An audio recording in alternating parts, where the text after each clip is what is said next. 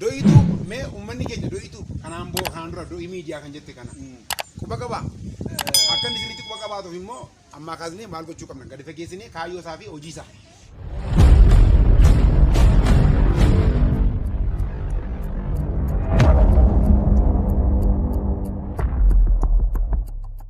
Komedian kabajamaa fi jaallatamaa komedian kabbee kabbituu yookiin Jaakoo Amanteenii sitkoomii torbaniin darbaatii ture FIB irraa sababa rakkoo ispoonsaraatiif addaan citeetii ture yeroo ammaa kanatti do'ii miidiyaadhaan achi as deebi'uuf akka jiru dubbateetii jira. Egaan viidiyoodhaan qabannee isiniif dhiyaanneetii jirra hanga xumura qophii keenyaatti waliin ta'a jecha. Egaa sitkoomii isaa kana torbaniin do'ii miidiyaa irratti deemtaniitii argachuu ni dandeessu. Namoonni YouTube chaanaala isaa kana barbaadanii liinkii irra isiniif hin godha akkasumas koomentii irraa achiin argattanii deemtanii ilaaluutiin ni dandeessu. Egaan namoonni yeroo jalqabaaf gara YouTube chaanaala keenyaa dhuftanii subscribe gochuudhaan maatiiwwan chaanaala keenyaatti dabalamaa akkasumas immoo viidiyoo keenya guyyaa irraa kana like godhaa. Gama qophii keenya guyyaa irraaf qabannee dhiyaannetti isin dabarsaa hanga xumura qophii keenyaatti nu waliin turaan affeerraa kee kabajaaf jaallati.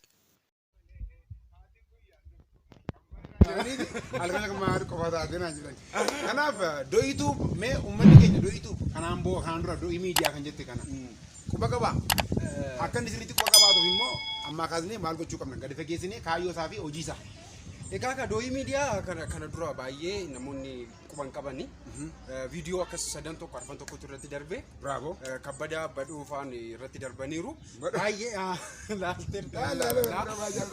baay'ee gaariidha garuu koomentiin jirus immoo baay'ee kan nama ajaa'ibsiisu so amma aartiidhaan gama sitkomiitiin xiqqoo gama keenya hirrina wayitiitu jira jedhee nama naan so sitkomii qabannee dhufuu fi kanaafuu torbaniin doi miidiyaa irratti sitkomii maqaa kabbadaatiin deemu nu eeggadha wanti gaarii fuunee dhufaa jira jedha. Baay'ee gaariidha. Sitkom jechuun uummata kee biratti hiika kamii qaba? Sitkom jechuun amma fakkeenyaaf family drama jedhamani afaan Ingiliffaatiin. Family dramaan yeroo hundaa jechuudha waan dhimma ishuu tokko irratti kutaadhaan waan xumura hin qabne jiruuf jireenya dhala namaa waan ta'eef uummanni keenya isa kana akka quba qabaatan barbaanna. Isa kana irratti bifa qoosaatiin bifa sinii galuun afaan keessan taane gurra keessan taane ija keessan miti funyaan keessan taane hunda keessan taane isinii dhiyeessin. Sitkomiin kun immoo isinuma laallatu. Kanaaf sitkomiin kun egaa amma kolfaan yuni. Buzee biitii afrootu buzeef takkeedha biitii afroo jechuun ta'ee afroo kan seene kanaaf yeroo hundaa isiniif dhiyeessina nuti immoo subscribe godhaa sheerii godhaa fi subscribe gochuun keessan miidiyaa keessan guddisa deebi'ee kan keessan kanaaf hoteela miti yaa jama mitile amma kaya asitti hoteela banatte asitti hoteeli jira wayyoo gabaa korreef ta'e qaba achi yoo nyaatte asii dhufeenyi gabaa dhufee nyaata laati gara mala kanaaf YouTube akka uummata Oromoo baay'ina qabnutti aniyyuu subscriber 37 qofa baadhee taa'uun ture Agamaatti moo taun qabu amma doitu immoo kanaaf doi miidiyaan immoo uummata keenyaaf doi miidiyaan yeroo ammaa kana gabaan isaas guddate akka miiliyoona galuu barbaanna abbootiin qabeenyaa doi miidiyaan maal kam akka ta'e hubatanii miidiyaalee garaagaraa irratti qilleensa qabdanii ilaa maal iseeti buzee tokko akka baay'ina keenyatti akka baay'ina uummata kanaatitti jechuudha. Artistoonni keenya xiqqaatu hojii YouTube irraa hojjetanii dureessa ta'uu danda'u jechuun of danda'anii hojii gurguddaa hojjechuu danda'u. Tasa kan maal akka ta'e hin beeku ani hundaafuu YouTube amma ka fuunee kan dhufne haga humna keenya ofii keenya baasnee akkas waraabatii gadhiisaa jirra. Boruuf taanoo subscribe fi maaltu hin jiran gochuun hin danda'amu. Isa kanatti hin barbaanne amma kan kee doitu doi miidiyaati. Torbaniin inni diraamaa dhaabbataa sitkoomii qabatee dhufa. Biitii afrootu bin immoo stand up bariitu bin immoo walaloo kana mana waraabaa jechuudha. Walaloo torbaniin dhiyeessa. Kanaaf uummanni keenya immoo dirqama irraa eegamu baadhaa. Abbootiin qabeenyaaf uummanni keenya sabboonaa ofiin jettan sabboonummaa keessan gochaan nu godha. Oromummaa keessan akkatti jijjiira. YouTube keenya subscribe godhaa. YouTube, Facebook irratti, Imo irratti, Telegram irratti, Instagram irratti, Gram irratti, Kilogram irratti share akka gootan. Bakka hundumaa Gram hunda irratti. Ciao. Baay'ee ጀመርክ እንዴ? ተመልካቾቻችን ከበዳ በሚል ስሙ እንግዲህ በኦሚ ሚዲያ ላይ በጣም ታዋቂነትን አትርፏል። ኦሚ ሚዲያ ላይ ዶይ ሚዲያ ላይ እንግዲህ በጣም ተወዳጅነትን አትርፏል። ከዛ በፊት ገበሬ እንደነበርክ ነግረኸኝ ነበር። አዎ ግርብና ላይ ነበርኩኝ። ምን መሳሰለ መሬት ነበረኝ መሰለ እዚህ ጎሮ ሀያት ምናምን አካባቢ ምን መሳሰሉ መሬቶች ነበሩ። መሬት እሺ።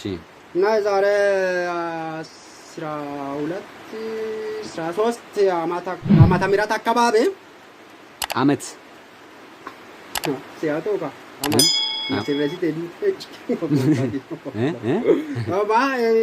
እና ይሁንልህ።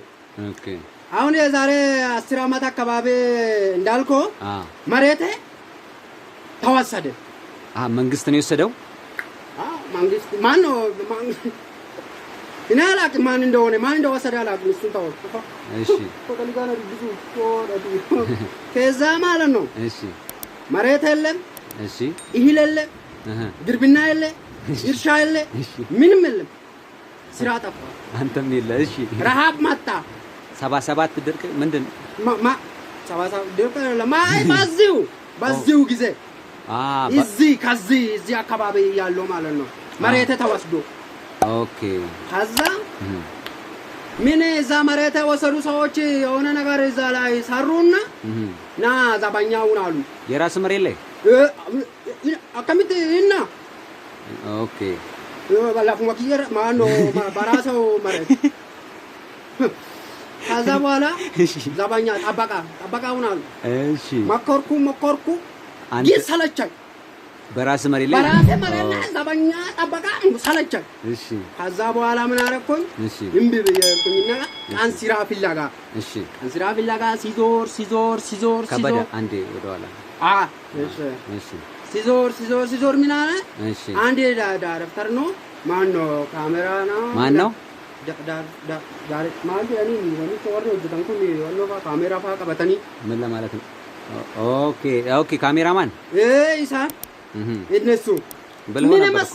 እሺ ሰላዲን ጣለኝ መሰለኝ ሲዘፍን ልስፋንልኝ ደስ ይለኛል። አማያኛ ካበ ካበዳ አማያኛ ካበ ካቢቲ አማያኛ ካበ ካቢቲ አማያኛ ካበ ካበዳ ማሉማኛ ዳብደኛ ቱምቲ ማሉማኛ ቀብሺ ዳብደኛ ለፉ ማከይት ለተከታተ ጉርባ እና